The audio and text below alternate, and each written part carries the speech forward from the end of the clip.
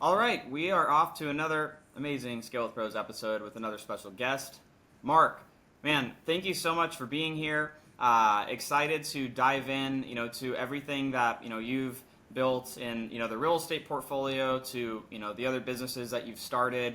I think this will be a fun conversation, just as we've been working with you on a journey also of getting some things more systematized in your business. So I think there'll be fun discussions around that as well. But I don't want to steal the thunder of your story. So Mark, I'd love to have you tell everyone, kind of how did you fall into this world of entrepreneurship and building this freaking huge portfolio of real estate that you've built. Love for you to get into that.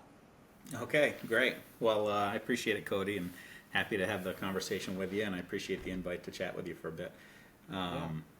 As you said, my name is Mark Laverdiere, and I'm based out of the state of Maine, and we pretty much just operate in Maine. And I actually got into real estate when I was right after I graduated from law school. And the reason that I got into real estate was I was in community college, and I remember one of my professors came up to me one day and he said, "Mark, I like you. I'm going to tell you my family secret." And I was like, "Oh man," I got all excited about it. And he said, my dad did it, my grandfather did it, and I'm doing it. So his family secret was that they basically would buy a couple of multi-units, and he said when he retired, the tenants paid off the debt, and then he'd sell them, and you could walk away with about $1 million, he said, and when you retired, to stack your retirement. So I just remember I had just gotten out of the Army, and I was 22 years old, and I couldn't believe it. It was like, wow, Like, I how could be a about millionaire. $1 million? Are you A kidding me? million dollars, yeah. So I just always had that in my head, and so I went off on my way. I went to law school, and then I moved up into the Bangor area where I live now, and I just remember the first place I was dead set. The first place I got, I was gonna basically house hack it. Back then, I don't think anybody was calling it house hacking. There wasn't all of the buzzwords on social media that there are No, today. that's right. There was none of that happening, and but I just knew I wanted to live in one unit and have Yeah. somebody else pay the mortgage, and so that's what I did. I bought my first place in a town called Orono, which is Maine's kind of largest university town, and I lived in one side of the duplex and rented the other one out. Saved my money out for 3 or 4 years, I remember, until Yeah. I had like $25,000 saved up, and another guy in town, a big investor, was selling a big package of properties, and I bought one. That's all I could afford. So I went in, I bought it for like 120,000 bucks for a duplex, Yeah. and picked that up, and then I had the 4 units, and then Yeah. yeah. So to be honest, after that I never really took money out of my real estate. I always just had a separate account. I put the money into that account, and I just save until I had enough for the next down payment. Yeah.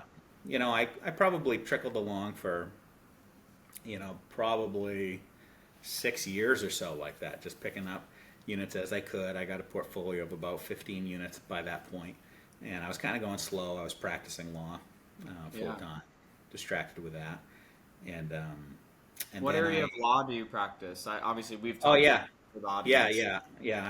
I'm a commercial real estate attorney and a business attorney. So I started out doing a lot of real estate, residential real estate, things like that, helping other people buy deals all the time, and kind of never really paying much attention to the numbers or anything like that. And then I got into business sales and purchases. I started helping a lot of people with their transactions, and just that kept on growing until I was doing stuff in New York City and Boston and all this other stuff. And of course, my favorite line is to tell people I'm just a little old country lawyer, because I'm here in Maine, and I'm half the time amazed when I'm doing a big deal in another state. But you know, life just leads you down certain roads that you don't expect, and mine led me to doing business law, and Yeah. which I've enjoyed. But I didn't start in that area. I started out in litigation and things. So Hmm. that background obviously has helped me a lot with real estate. Yeah. Knowing kind of what I can do, what I can't do. Knowing how to kind of structure my leases, and how to deal with problems when they come up. Yeah. We can talk more about all that if we want to, but yeah, basically that's kind of how I got going, and then I really got kind of a fire lit under me about 6 years ago, I'd say. I just kind of I was having some health problems with vertigo and problems like that going on, and I realized my job was completely on my back. You know, I was carrying everything. If I couldn't stare at the computer and do the work, I was going to have a problem. So I started to just get very aggressive about the real estate, and I used my knowledge of deal structures and seller financing arrangements and things like that, taxation issues, to structure a bunch of deals. So, you know, we picked up through various companies that I own part of or all of, or some combinations. You know, my wife and I have picked up close to 250 units at this point. And that's Casually, everybody. Casual 250 units, everybody. Yeah. I mean, it for me, it's kind of crazy sometimes too. I just once you get rolling with it, as you know, you just keep on growing and growing and growing, and you know, for me, we self-manage our units as well, and so as a result of that, sometimes I'm just bringing Bless your units. heart on doing that, man. Like you got a lot more patience than I do. Yeah, well, your team has helped me a lot actually in making that work out well for us. You know, we were when you and I started working together, we had a few, I don't know, probably still 200 something units, and we were self-managing it, and I had a team of EAs working for me, but I just didn't have necessarily a great system other than in my head, me operating it every day and trying to make sure things went in the direction we wanted it to until I worked with you. So I really appreciated the help you gave us on that, and we put that system in place, and actually ended up having a big hotel renovation project that we were doing in southern Maine, and I was very pleasantly surprised to find that although I pretty much disappeared out of my property management company during that time period, my VAs ran it. You know, we had a couple of things we had to adjust here or there, but Yeah. you know, for a good 3.5 months, I was gone on this major renovation project with my whole construction crew and everything down there, and they did a great job. And you know, early in, I could see like the first weekend that we were getting a little bit off track because I didn't attend the L10 meeting, and when no scorecard happened, nothing happened. And so I just sent a message to the team, and I said, look, whether or not the L10 meeting's held, the scorecard has to be updated every single Monday. And after that, I think that scorecard by itself helped keep everything on track because everybody was still putting their metrics in. Forces them to see it. They see the reality of like, you know, what's actually happening, and you know, I think that's like it's almost equivalent like if someone's like trying to get in shape and like if they weighed themselves every day or like you know once a week, and it's just like they have to see it, like they can't, Absolutely. like they're looking at it and it's like they're seeing the reality. Right, exactly. Versus You you don't know, see. versus like doing this and pretending it's okay. Yeah, exactly. And I think just having that there so that they knew, like, okay, Mark's looking at the scorecard at least at some point this week, and he's going to reach out if numbers are way off or something. So, no, I was really happy with that. So we've started to pivot a little bit into the hotel sector, looking for kind of boutique hotels, things like that. You know, we like being in that kind of space just as a hedge and as a way to kind of spread out what we're doing. But that's pretty much where we are. We do some flips and stuff like that every year, and we've actually done kind of like a specialty model of flipping, which is to buy large multi-units and do renovations of those properties, hold them for about a year and a half, put really good tenants in and leases in place, and then sell them to another investor. You know, that was just kind of by chance because generally speaking, you know, I try to hold on to my real estate with diamond hands. I don't like to let anything go. All in, keep them forever. That's right. That's what I try to do. But we had purchased a large package in a city in Maine that we hadn't been in before, and I bought it because I thought that it was the good proximity to Portland, Maine, which is Maine's kind of largest city, and so we did the major renovation down there, maxed it out. But we just, you know, it's a lesson to all the time for investors as you go through this process, and even for me, you know, having done a lot of this stuff, I bought this big package and went in there and thought we were going to rock and roll, and we were doing fine financially, but all of the little issues we ran into in this town that were unique to this town made it so that managing it was a nightmare. And so we ended up just deciding we don't need to add this extra stress. Let's sell this package, and 1031 it into a hotel. So that's what we ended up doing. Yeah, and that's just how it is sometimes on the real estate side. It's that was bringing back memories for me. So there's this town called Whitman here in Arizona, and this was like in my first couple years of like really, so like my early 20s.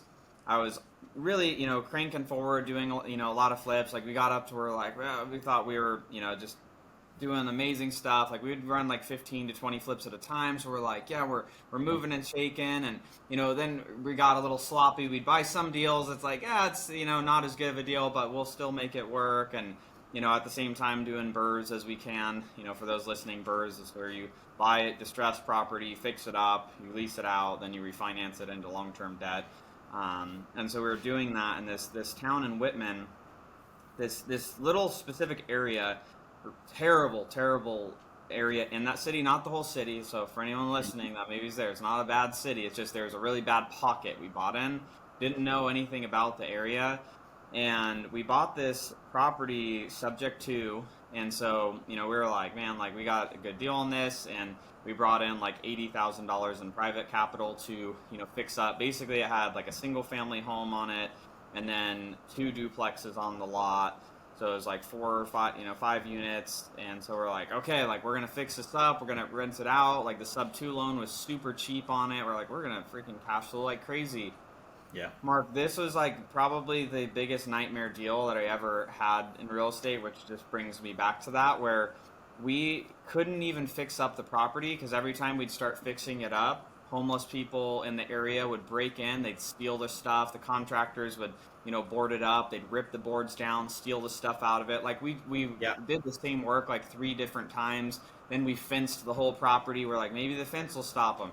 Take down the fence, rip the stuff out, and we literally just deeded the property back, had to eat a, almost $100,000 loss and just, write a check to our private lender and lick our wounds out of that deal. And, Absolutely. I think very similar to what I was having. And I should add, that was a nice caveat you gave. The city that I purchased in, which was actually Lewiston, Maine, is actually a nice city, and there's a lot of nice areas. But I, being just a spreadsheet guy, saw this package come up. I put it in my spreadsheet, and it looked golden. And the reason that was same. We were in the worst streets in this place, and I knew I had a problem like the first week when my wife sent me a newspaper clipping of a shooting that had happened in the street. And then I was like, well, that's my building in the far corner of the picture, so that's not a good sign. So we just, it was the same thing, had a lot of problems with transients and stuff like that coming into the property. Couldn't get, one time I had one of the basements flood from a sewer line going, and I couldn't get anybody to go fix it. Nobody would go. I ended up having to send crews from Bangor and use relationships I had here to get somebody down there. So it's just a little cautionary tale from both of us, I guess, that as an investor, it's not always just about the spreadsheet numbers. The spreadsheet numbers, the area. Yeah.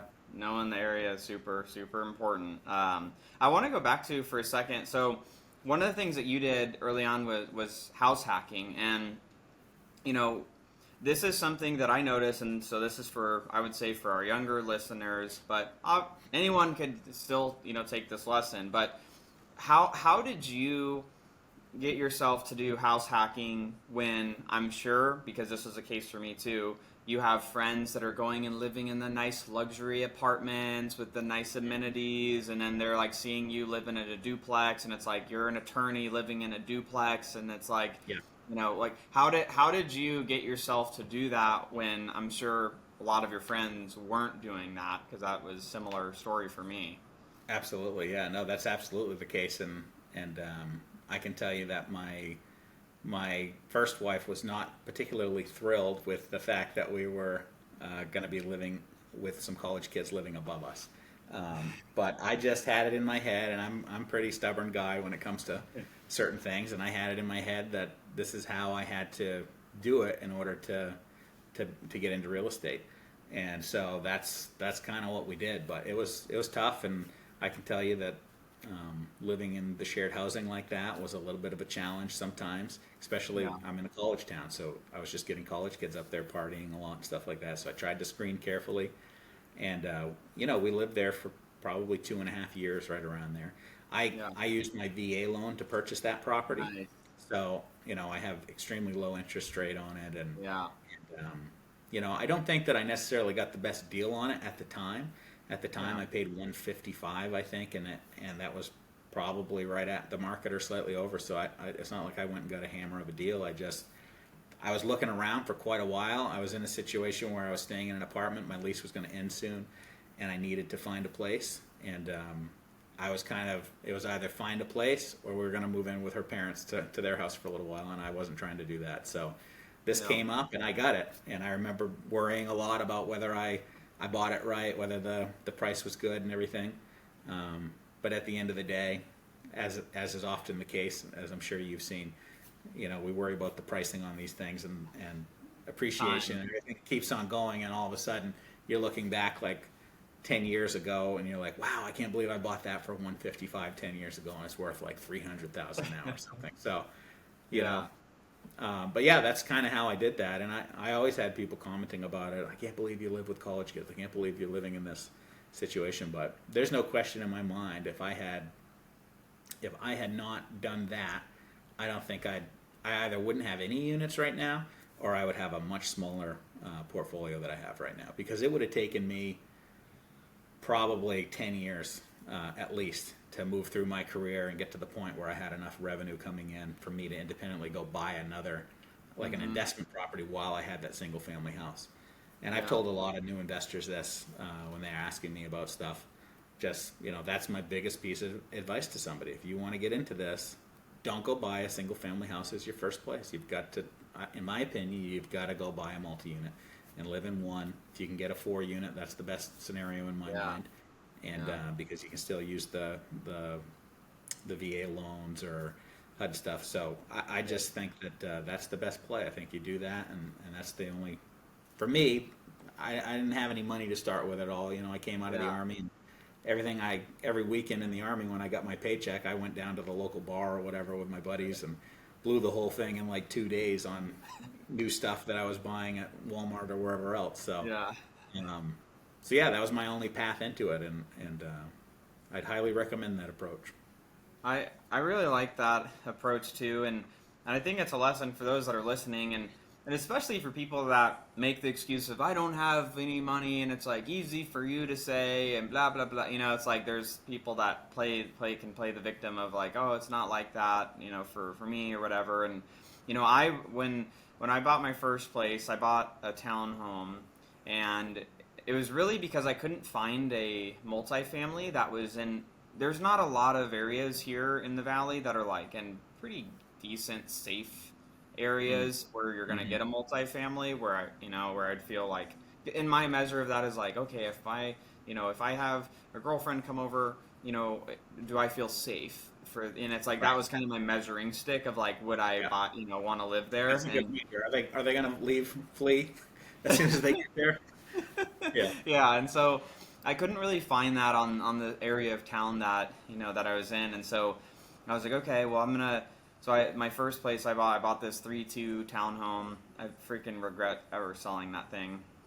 It's a frustrating, dumb Yeah. dumb thing I did, but I moved into it. It was a 3-bed 2-bath. I remember the mortgage was like $976 a month or something. I bought it for like 176,000, and I moved 2 friends in. So I house hacked, but I just had roommates. So like I lived in like the master bedroom, and then I had 2 roommates. So they paid $450 each. So I got $900 a month from them. Yeah. My mortgage was $976, and then we split utilities. And I was like, this is freaking great. And Perfect. So you figured out a way to house hack it anyway.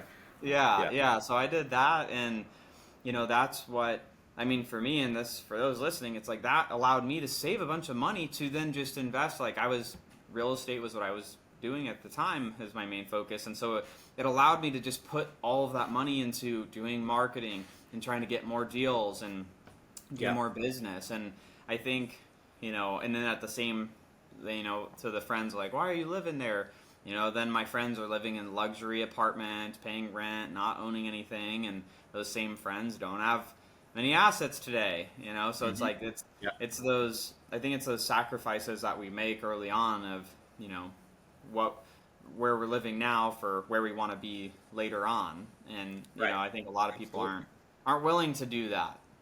Well, and like you said, just kind of, if you kind of have to zoom out on it a little bit sometimes and actually look at the big picture. And if Hmm. you figure the average rent in a lot of places is around $2,000 a month, and if you're house hacking something, and instead now you're saving $2,000 a month, in 2 years you got $48,000 to go towards something that you can Yeah, purchase, which will get you a pretty decent property for like a multi-unit or something like that to kind of get going. So yeah, I absolutely. think that's absolutely the way to go with something like that. And if you don't have an area like in your case with multi units, then rent the rooms out.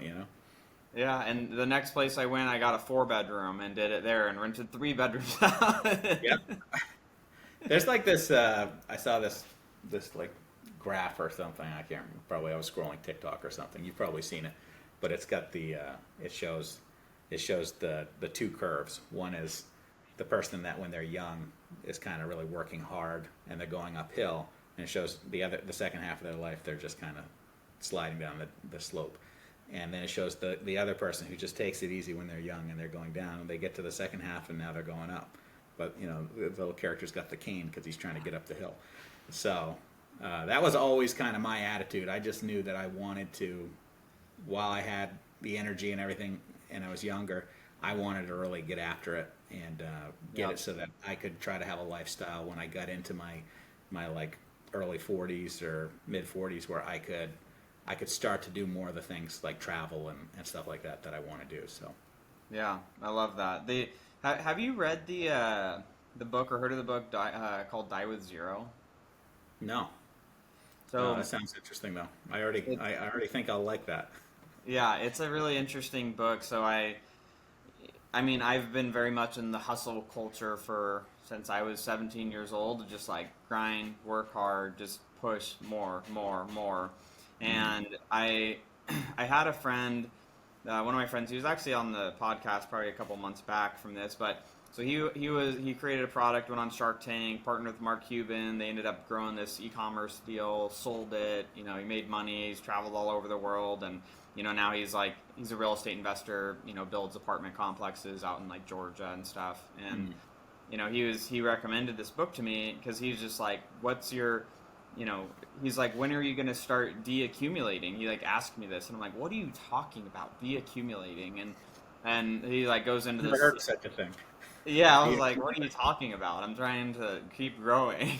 Right, and exactly. and so some of the concepts in this book, and I've listened to it now almost 3 times in the last couple months, and where it talks about, in life we have our go-go years, our slow-go years, and our no-go years, and it's like it's kind of timing out your life to ensure that you're doing, the things that like that you really enjoy to do during your go-go years. But your go-go years go until you're like into your 60s, and it kind of gets a little bit more slow going, where it's like, yeah, you could go ski down the Black Diamond at some mountain, but like it's probably better to do that when you're 30 or Right. 25 or 45 than at 65. And then your no-go years are, okay, you're in your mid 70s and 80s, and it's like you're not doing that at all anymore, and there's a lot of things that become more restricted. And so it talks about this concept in the book of your accumulation of growing to a certain point, and then being okay to start decumulating some of the wealth. So it's like growing maybe at a slower rate because you're decumulating it a little bit more. And he talks about this other concept of these your life dividends, like the lifestyle dividends. And he's like, instead Mm. of thinking of just what dividends like my investments are spitting off or all of that, it's like, what dividends do you have from your life from this last year? Whether it's like you love to surf, or you love to ski, or you love to go to the beach and fish, or whatever the thing is. It's like, what are those life dividends that you've got in addition to the financial dividends? What are you Absolutely. getting? And it hits different. And just I've never had, you know I've never read a book that really talked about anything like that. Yeah, that reminds me of. I think you told me about who, not how. And then I was looking at, I think the guy wrote another book. What is it, like The Gap in the Gain The or gap in the something? gain. Yeah. Yeah, and just that concept. I've thought a lot about that since I read that book.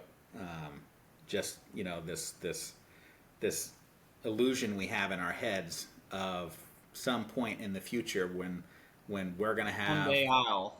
right, that one more complex that I buy, and then I'm gonna quit my job and I'm only gonna do what I want to do all the time, and and so what the eye-opening thing for me was this concept of, well, if I told you that you could spend every dollar you have, but those dollars could be paid to other people or for resources that just took care of all the stuff that you don't actually like to do, so that by definition you were just doing the stuff that you actually like to do.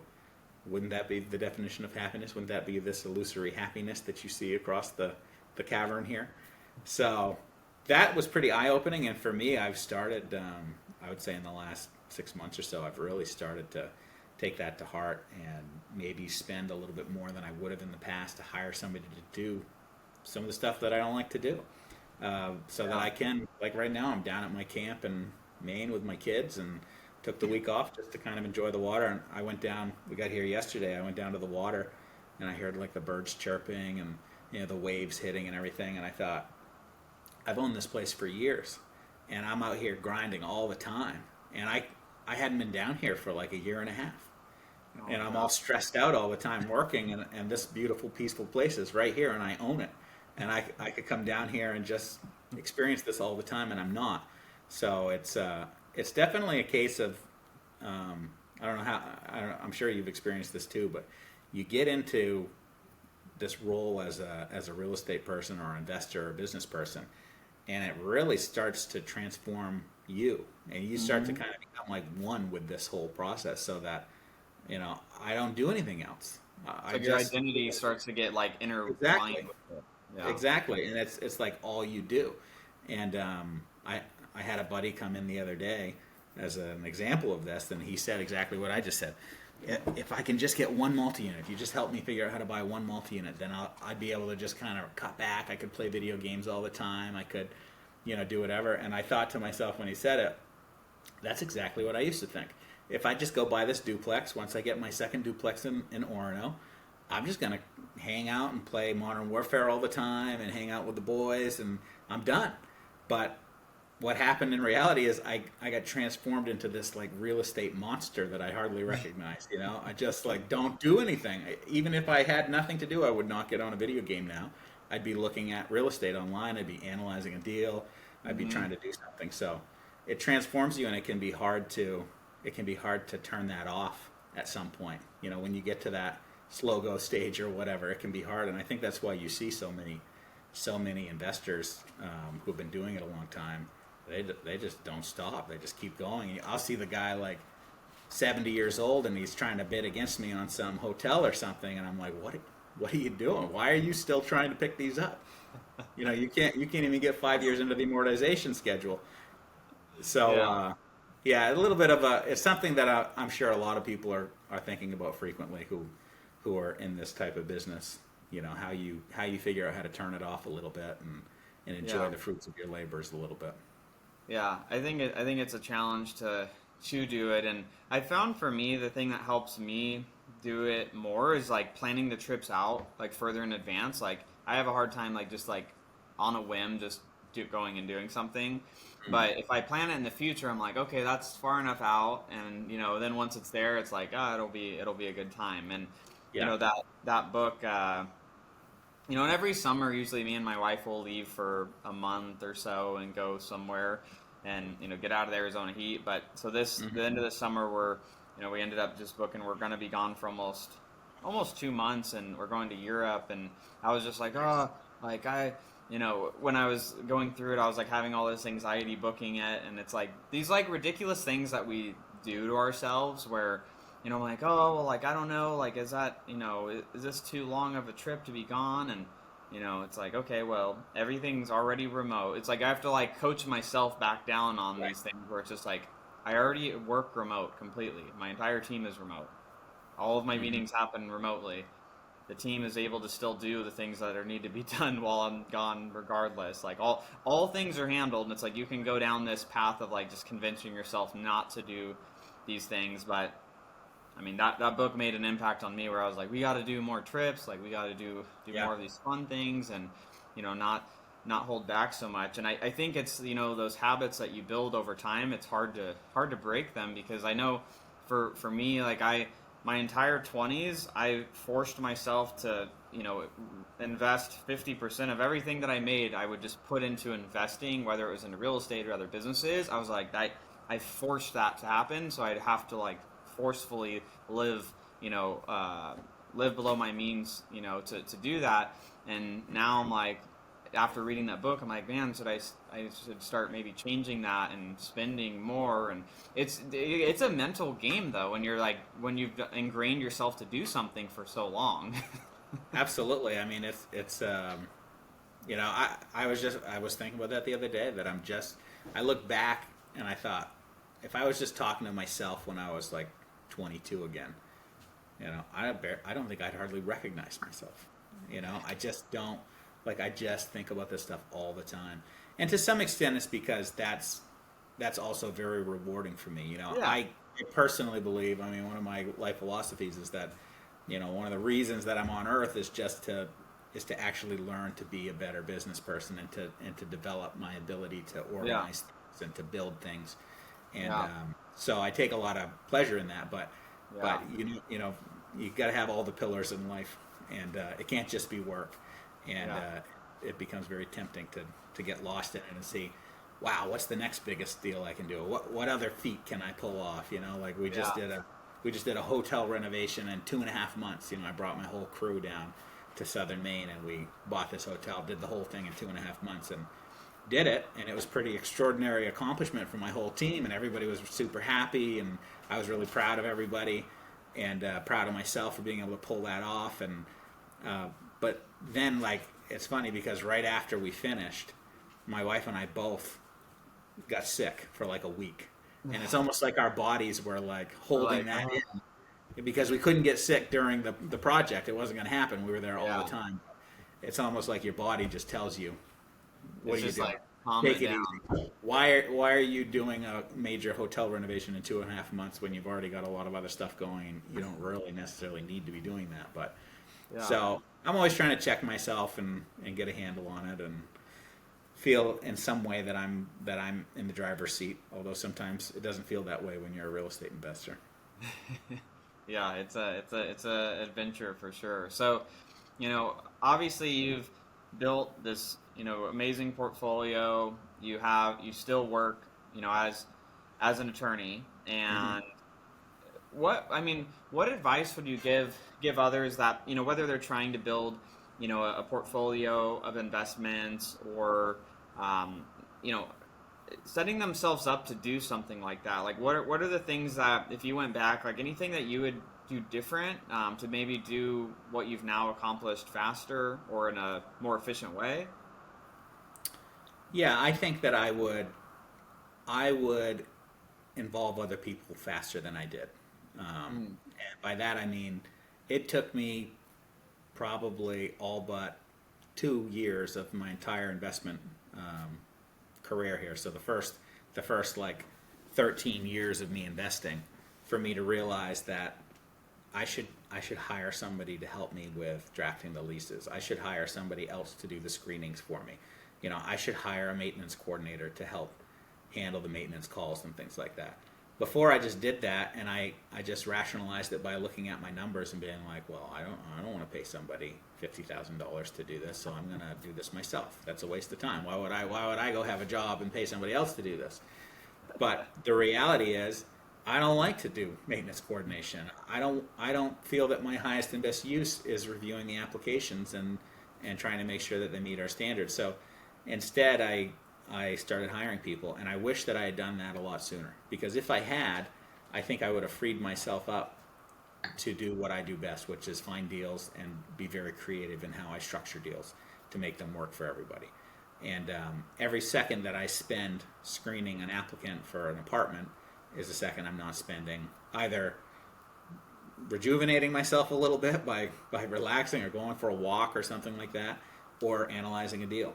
So that's the biggest one, I think. And a lot of that I had when I first started working with you, Cody. I had already hired a bunch of VAs because my I guess one of my strengths and my weaknesses is that I move very fast, and when I get something in my head, I got to do something. I just go. So I had already hired. I knew I needed to have a system. I knew I needed the VAs. Yeah. I'd already hired like 7 VAs or something Yeah. at the time, and I just didn't have it all built out in my head quite yet. I was working on that, and Yeah. so once I was able to kind of get your help putting that system in place to get it really nicely organized, then at that point I started to see the benefits of those VAs doing all these little pieces. And the biggest thing for me was to I just kind of pictured it like an assembly line to some extent, and Yes. just broke down isolated things rather than at first I would start out by giving a VA just, hey, you're my VA. I hired one VA, right? And I said, you're my VA. You're just gonna take care of stuff for me now. You're gonna take care of me. And she was just completely overwhelmed. Great VA. I still have her, and she's been with us this whole time. Very, very helpful, but overwhelmed when you drop 200 units on them at the time and say, hey, here you go, let's go. And I have this program called Buildium, so this should help us take care of it. And so it just, we never were really getting what we needed done because it was overwhelming. So when I really broke it down, and I actually try to do this now, maybe even too much, where I'll be like, okay, your job is to screen tenants. That's it. Your job is to just screen, and we try to build like objective standards by which we screen people so that we comply with the law and everything. And so I built out like a scorecard system, and then I just screen the tenants. That's your job. Screen them and classify them, and then if they're good, you send it to the leasing coordinator. And then I have one person whose job it is to just prepare the leases and send the leases out for signature. So that and as I was doing that, I was constantly watching, thanks to your input, frankly, for points of contact that I had to have with the process. So, we started out, he'd send the leases, and then they'd send the lease to me for signature. And then I would come in and double check the application, make sure it looked good, and sign it. Well, I was always the cog in the wheel, they're always chasing me around. Bottleneck stop there. Yeah, and, exactly. Mark, there's 7 leases that you need to sign right now, and I'm renovating something. So I changed the process, and I was like, okay, well, here's what I want you to do. I want you to screen the leases out. I want you to send the lease for signature, get the tenant signature, and then you're just going to send me, for now, while I make sure that he can vet these properly, you're just going to send me the message in Slack and say, lease is signed, this is their credit score, this is their rent to income ratio, this is the basic info and a little blurb, approve or disapprove. And then I can just say yes or no. And that allowed me to just pull it up quickly and say, yes, go. At some point, I'll remove myself even from that process. But, Yes. That, I guess, for me is the biggest thing. I just wish I'd done all this a lot sooner. Yeah, getting the help. And, it's interesting because it's hard to let go, I think, for a lot of people to actually do that and get the help. And, and then oftentimes people let you down, let you hire to come in, and then you have to hire someone else. And, that's just, that becomes the frustrating part about it. And I always tell people, I'm like, it's frustrating at first, and it's like, especially when you're bringing them in, it takes like more time. It's kind of like shooting a bow and arrow. It's like you pull back until you feel like the business is almost going backwards, but then once they're actually doing everything they should be, then it like shoots forward, and you're like, wow, like, okay, Yeah, this that's is what a good it. analogy. Yeah, because it's That's absolutely frustrating. the case. Yeah. Yes. And and it's like, and sometimes you get some hires that don't work out. You got to bring someone else in, and you gotta fix it, and it's ever evolving. It's something that has to consistently be revisited, and as things grow, and it's super interesting. And I mean, my mindset that got ingrained in me. So my dad had a carpet, tile, and grout cleaning business for 20 something years, and so my spring breaks, summer breaks, and fall breaks when I was a kid, from like 8 to 14 years old, was like scrubbing grout, pulling hoses at jobs and stuff. And you know, he taught me a lot of really great lessons on, like, you know, doing the right thing, and, you know, honoring your word. And I remember one of the times I accidentally damaged a customer's like the end of their dresser. I kind of dented it with the wand, and, you know, I was like mortified, and I told my dad, and he's like, guess what you got to do? You got to go tell the homeowner that you did Yeah. that. And it You was did like, it. Good. Yeah, I like it. you know, and so it's like I learned all these great lessons. But, you know, Yeah. one of the things that I had to break out of this belief on was, you know, he'd always say, he's like, people are idiots, you can't hire good people. So, like, he would tell me that all the time, and I'm like, man, like, yeah. But then I'd see these companies, I'm like, there's companies that have, you know, dozens or hundreds of team members, and they're successful, and I'm like, so there has to be a way people are figuring this thing out. And, you know, but I think there's a lot that you know, you can get stuck in that, which is where, you know, my dad was. Love him to death. Like, you know, we have an amazing relationship, but, you know, that was something that I had to break out of, because that belief was just ingrained in me of, like, people, you know, people are idiots, you know. Absolutely. No, I mean, and it's very, very easy to get into that track, you know, and I admit that I've been there before, and I've been slowly being pulled out of that. But, you know, it's hard because you put a lot into it, and when you get burned by somebody, it can be very detrimental to your organization, and also to just, you know, your motivation. You know, Yeah. you work so hard, and then if somebody's not working out, and that's why, you know, that was a big piece of your process that I liked, and that was attractive to me, was just kind of the accountability pieces of it, and the system that was there to allow everybody to kind of be on the same page. And something that I think you were talking about with Jeff during one of the podcasts or something, was just this concept of clarity, the absence of clarity being usually at the core of most problems within an organization. Yeah. And that really hit me because, you know, not just in my real estate profession, but also my legal practice, where I'm a partner at a firm. You know, I started thinking about issues that we would run into within that company, and almost always it came down to a clarity issue. You know, did the assistant understand what you really wanted them to do, and did you understand what the assistant said? And so, you know, I've actually in my legal practice, I've started to do this little thing where when I give the assignment, I'll actually ask them to repeat back to me what it is that they think that they're doing. And a lot of times it's not remotely what I had just said I thought was going to happen. And Isn't so, that crazy? And it's yeah, like, without catching it at that point, you know, that's gonna boil over into a huge issue when weeks down the road I'm like, what is it? This isn't anywhere near what I thought we were doing, and now we're under the gun and on the time. So just catching it at that first stage and making sure that the clarity exists between the two people who are communicating is crucial. And really, you can kind of carry that almost into every facet of your life. Clarity with your spouse, clarity with your kids, you know, just making sure that clear point, because it's so easy as a human being to just assume everybody's thinking exactly what you're thinking. And it's very rarely the case that they are.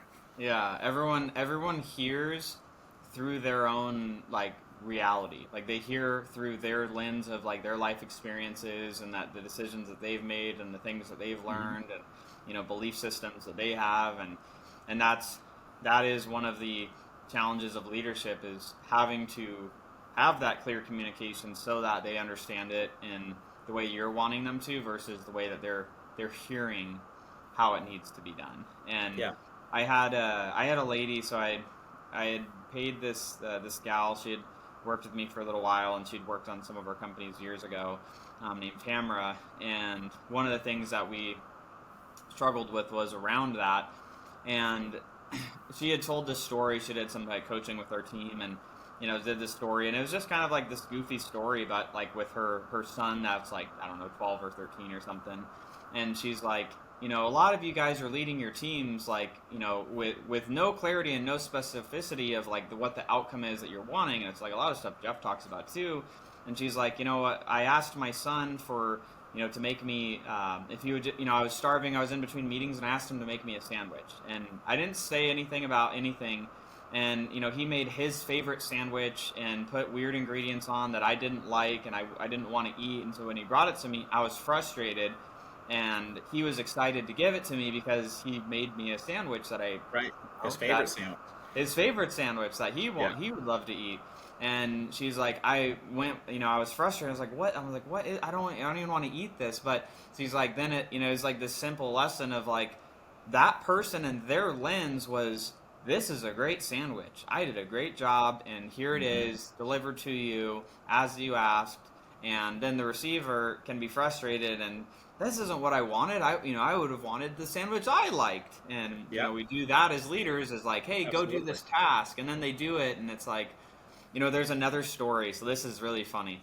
So there's a this is like a contractor story. So I'm sure you have plenty of these where, Yes. there was a old business partner, had there was a hole for like something in ground. I think it was for like, I don't know, a spa setup or something. So there needed to be like this square hole in this backyard of this customer's home, and the my old partner, met the guy out at the property, and he's like, okay, so you're gonna it's gonna go on the right side of the yard is where the hole needs to go to get the job done. And so Hmm. the guy, then ends up calling my old partner at the time. And he's like, hey, boss, I'm done. Come out and take a look, make sure everything looks good. Gets out there, hole's on the left side of the yard, not even on the correct side of the yard. And so then they get into a scruffle about it, like, what the hell, dude? Like, what? Like, this is not where this is supposed to go. Like, you ripped up the customer's like pavers over there too on top of it, and you dug this freaking hole over there. Like, now I gotta Yeah. fix that too. And there's just all this frustration. And the guy was like, it's on the right side of the yard. And so like the guy was standing looking at the house, right side for him, but my Uh-huh. partner was standing out looking at the yard, Oh, right that's side is funny. over Turn the there. conversation. Yeah. And that was where the disconnect was. And like Yep. that, just this, and Wow. it's such a stupid thing, but it's just that they were both on the right side, but it depended where you were standing. Oh, no question. I mean, yeah. I mean, that's exactly this lack of clarity thing. I'm sure causes so many lawsuits and everything else within the United States, and fights with contractors and other stuff with homeowners not agreeing. So it's a very interesting concept, and it's just like it's one of those things that's so obvious, but you almost have to like hear it said and have it in your mind to really recognize that 90% Yeah. of the conflicts in my life generally are because of lack of clarity. You know. Yes, You yes, know. absolutely, absolutely. So It's so good. So I know we're coming up here at the top of the time. So it's been super fun talking through some of the stuff. So anything else that you'd love to share? Maybe it's like advice you'd give to the younger Mark. Obviously it was the hiring the who's to help you do some of these things faster, but maybe it's other advice, maybe around finances, managing money, or anything else that comes to mind that you'd love to share. yeah, I mean, I think that honestly, for me, just from thinking about quality of life is the other biggest thing. I mean, I think that what you said earlier is crucial to think about. Make sure that you're thinking about money and the reason that you're trying to make money in real estate or whatever business you're in the correct way right from the outset. Because it took me a long time to think about money in a different way than I was. Um, I was just thinking of money as like, well, I got to stack as much money or try to get as much money as I can. But at the end of the day, the purposes of the money is to give you a nice quality of life. And it's to focus on the things that really matter in your life, and to put you in that situation. So you can actually get in that situation a lot sooner than you think you can if you just allocate some of the money to alleviate some of those pressure points that have you doing things you don't like to do, so that you can focus on that. And I do wish that earlier in my career I had recognized that, and I had spent more time, you know, hanging out with my kids and doing things like that. Those are the things for me personally. You know, when I'm exhausted, or when I'm sick, or I go in for a surgery or something, those are the things that I think about. Those are the things that I regret, that I didn't take a little more time to enjoy my life and spend time with people. And I'm really trying now to do that. I'm trying Yeah. I'm trying to spend much more time with my family and do stuff like that. And even though it's easy to say, well, that's nice. You got 250 units, so you can go and do that. The reality is, um, well before I had a high number of units, I could have also done that, and it wouldn't have really slowed my growth necessarily. In fact, it probably Yeah. would have helped speed it up. So I just wish I'd seen that and kind of understood that. So I just encourage people as they're starting out and going for their first duplex to house hack or whatever. Business is business, and you got to take care of it and allocate the time to that. But don't let it take your whole life over. Because at that point, I can tell you the worst moments for me, Cody, are when I'm full tilt on a project and I don't have any time to do anything at all. And I can tell you then that not one of those units means anything to me when I'm thinking about what I have or anything. The value of the units is nothing to me at that point when I have no free time. And I don't know if you've had moments like that, but it tells you what's important and what's not in that moment. It's not about the unit count. It's not about trying to catch up to however many units. I got a buddy that has 1,000 units, and so sometimes I'm like, I got to get to 1,000. I got to get to the 1,000. Always someone with more. Exactly, and it's ridiculous to think about it in that way, that you need to get the gap that. in the gain. Exactly, that's right. So anyway, I think those would be the two biggest pieces of advice that I'd give people. Awesome. I love it. Well, Mark, thank you so much for taking the time while you're on your trip and sharing that advice with everyone on the podcast here. So with that being said, everyone listening, go out, take action, and we'll see you guys in the next episode.